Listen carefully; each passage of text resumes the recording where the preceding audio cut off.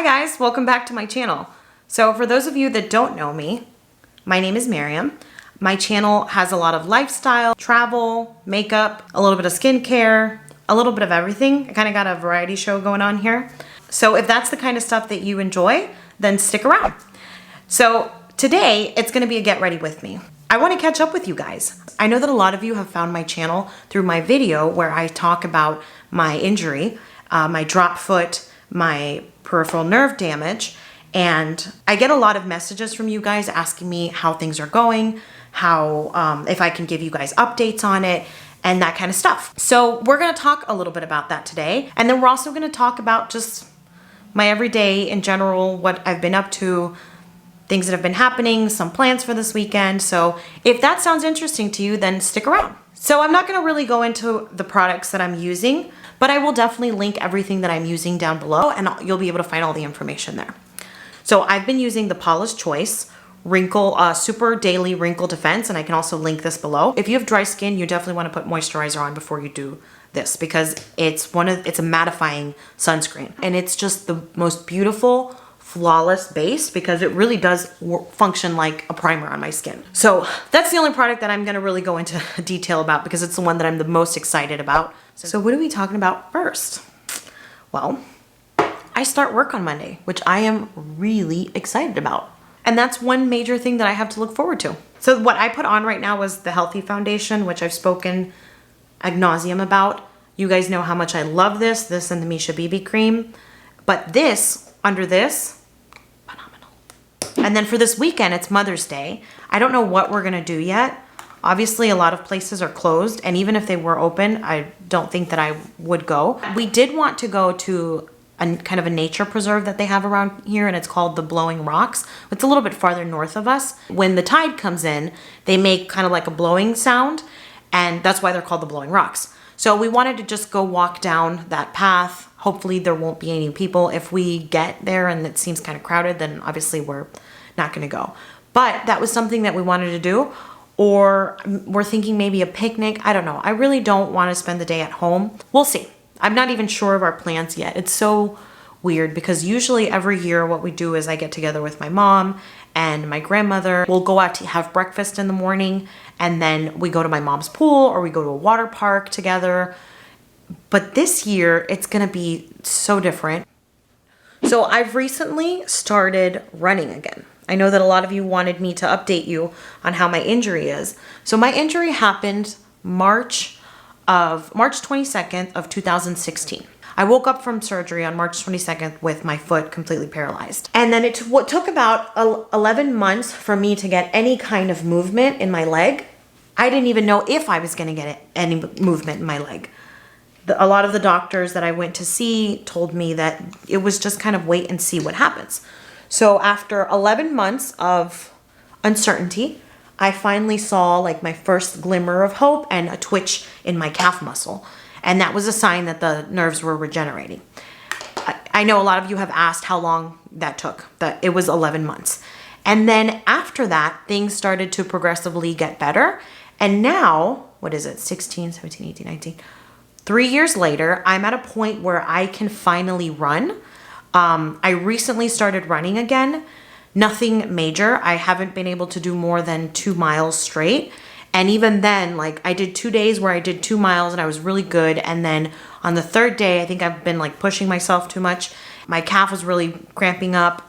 So I kind of took it easy and just scaled it back down to just running that mile. Before all this, I used to be able to run 3 miles, 4 miles, about 2 to 3 days a week. Perfectly fine. I was in the best shape of my life, and everything just kind of went downhill after my injury. So I'm slowly working to get myself back there. What better time than now? Because I have the time to, to recover from if I'm in pain from running or whatever. I'm at home. Things are pretty chill. So I figured it's a better time than ever to do this, to try to get back to where I was before. Some of you have also asked me, when did I get rid of my brace? The injury was March 2016, and then July of 2017 was when I was able to finally take off my brace. A year and 4 months is when I was finally able to take off my AFO, and I'll actually show you guys what that looked like. Okay, I had to go get it. So this was the brace that I used, and it's really comfortable. It's called the Richie brace. And you have to speak with your, obviously, your orthotic specialist, and they'll be able to tell you if this one is a good fit for you or not. But for me, it was really comfortable, and it made getting back to normalcy easier for me. I had to wear this everywhere. But finally, around July of 2017, I was able to walk without it. My foot was weak. It would get tired. Towards the end of the day, it would start kind of lagging again. Why am I out of breath? All I did was go get this. Pace yourself, Miriam. Slow down. You don't have to say it all at once. On a trip that I went to New Orleans with my sister for her bachelorette party, I didn't take the brace with me. I just took my regular shoes. I was confident enough. So this was September of 2017. And then after that, I've never looked back and I've never put that brace on. And I've just been slowly building up my muscle and my strength in my leg. And it's still obviously a little bit weaker than my left foot. But for the most part, I feel really confident in the strength of my leg and my ability to walk and obviously run with it. Not every nerve injury is different, and just because my particular one had this time frame, it doesn't necessarily mean that yours will. So depending on where your injury is, depending what kind of nerve injury there is, I can link some videos down below. This is such a weird video, I know. It's makeup and we're talking nerve injury, but this is my channel, guys. Sorry. It is what it is. When I told you it was a variety show, I was not kidding. You're gonna get some medical information here. You're gonna get a little bit of makeup, a little bit of skincare. I got it all. So back to my update on my injury. So yeah, so that is, you know, my update, my specific injury. Figure out what injury you have, talk to your doctor, and I'm just here to tell you that there's always hope. And I should probably get back to getting ready because then I'm never gonna get ready. So I already put on my blush. I told you guys it was the Milk Makeup one. And then something else that I discovered is the Kosas blush and highlighter. I love this color. It's so natural, and I just put it on with my fingers. Nothing fancy. But it's so natural, and it looks really light. I don't even know if it picks up on camera. I just have like natural light. I don't have my ring light on or anything today. But it's very, like, the sun is right outside this window, so it's kind of bright, and it might not be picking up on the color. It might be a little washed out on camera. It's not shimmery, but because it's really dewy, which I like that look, I feel like it's more youthful than just like a powdery look. And it does a better job at hiding my imperfections and my pores than when I use a powder. So yeah, we went right from nerve injury, hopping right back into hardcore makeup. It is what it is. Now we're gonna use my highlighter that comes in the Kosas. I think I went a little too heavy on the highlighter here, but. Oh, I have been cooking some really good stuff lately. And if you follow me on Instagram, I post pictures of that stuff on there. Because I have all of this time on my hands, obviously, I have been looking through like old cookbooks that I haven't pulled out in years, and discovering new recipes that are amazing. Like the other day I made a white bean chili with roasted corn. The recipe called for canned corn, just regular sweet corn. And instead I had like a pack of like the Trader Joe's roasted corn, and I threw that in there.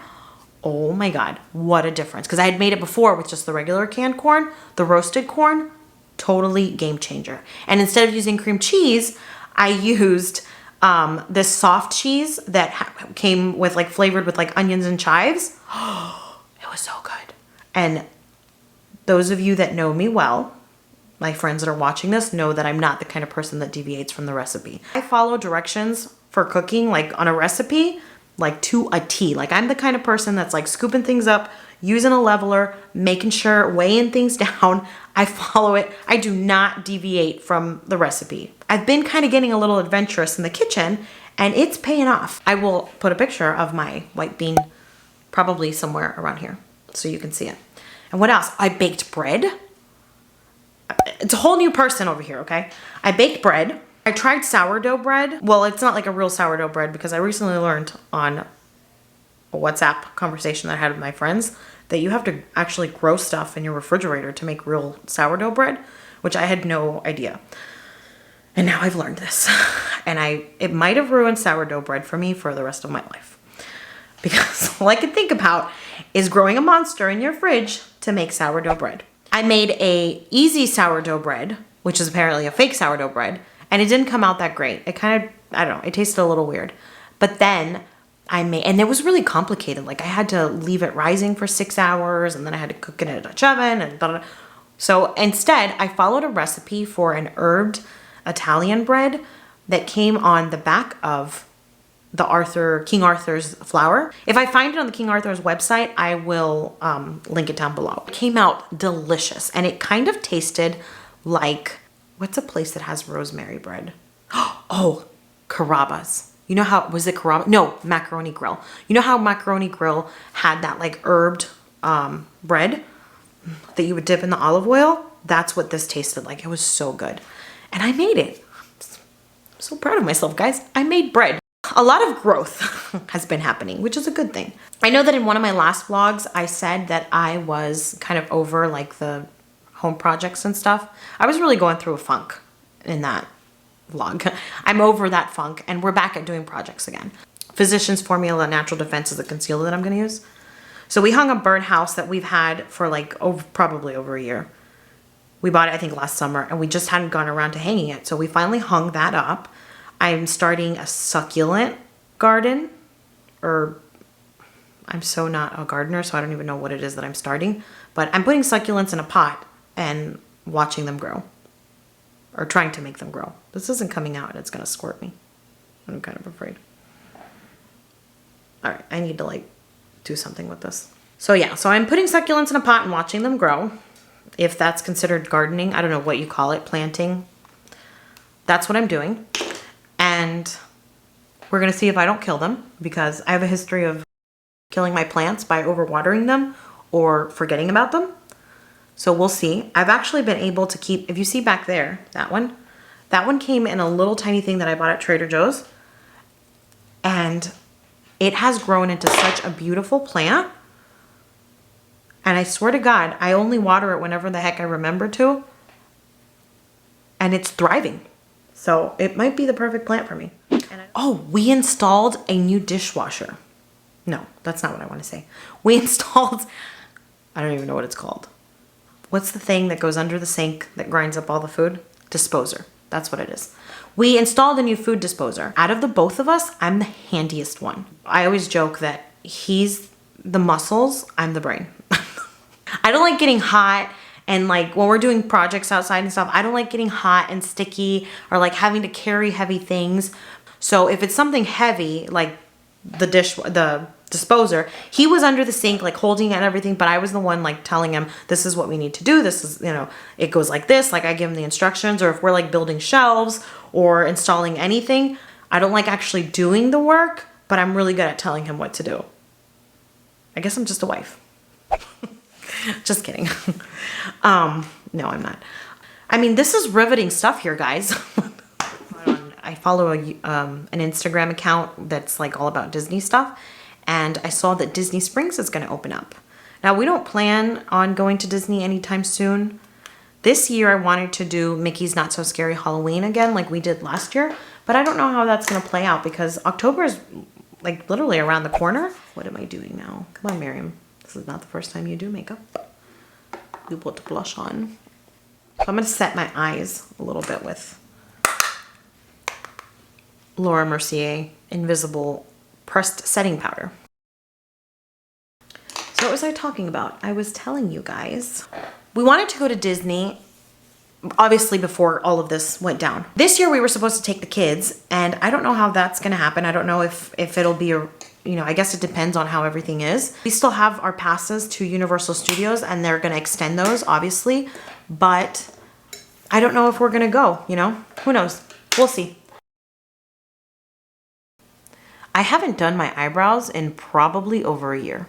I've just kind of been like plucking them myself, because I felt like I had gotten to a point where I was doing them way too thin, and I was afraid that I was going to get to a point of no return. And every time that I would go in and tell, you know, whatever girl was doing my eyebrows, oh, I just want you to clean them up. And I still like them thick. I feel like they would still do whatever they wanted to do and not really listen to me and just keep making them thinner. So I just decided to stop going to those places and just kind of tweeze them myself, and they've grown in nicely. So I'm horrible at doing eyeliner, and I'm gonna do it off camera because I don't want any photographic evidence of how much I suck at this. Okay, so we're back. Now I'm just gonna smudge it. Remember I told you guys that I was kind of in a funk? A big part of me getting out of that funk is that we've actually been doing what my son calls driveway visits. That's his, he coined the term. The other day he goes to me. So we were laying in bed and we were just, he watches YouTube with me. He actually watches, if you guys know this channel, Jessica Braun. He loves Pinocchio, the dog on there. He likes their vlogs. And he loves watching Gigi, their little girl. And then he likes watching Rosanna Pansino, the baker. He loves Ro. So he has a friend, his one true best friend, who he calls Baby Hector. Baby Hector is the same exact age as him. Actually, 2 months older. But Henry calls him Baby Hector. And we were in bed and he goes, "Hey mommy, can we go do a drive-by visit to Baby Hector?" So it was just funny because even at like 5 years old, they already know the drill. They're like, we don't visit people anymore, we do drive-by visits. And that's what it is. And so I thought that was funny how he just asked me if we could do a drive-by visit with his friend. I'm going to use my e.l.f. eyeshadow. This one broke and I actually just realized it right before I sat down to film this. I don't really use that color too much. I use this one. I do this in like the eyelid, and then I use this one on the other one as the transition. So this one is the, what is this one called? Truffles.